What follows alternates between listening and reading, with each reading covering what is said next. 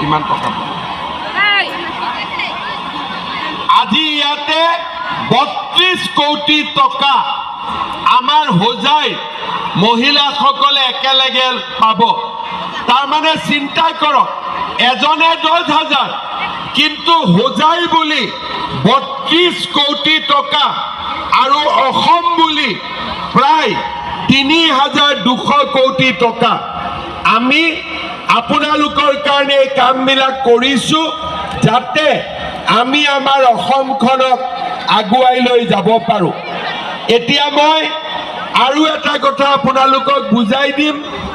ইমান মহিলা আমি যদি কাউণ্টাৰত যাওঁ কোনেও ৰাতিলৈকে আমি চেক নাপাওঁ, কাৰণ তাতে ঠেলাঠেলি লাগিব আৰু আমি চেক পাওঁতে পাওঁতে ৰাতি 11টা 12টা বাজি যাব।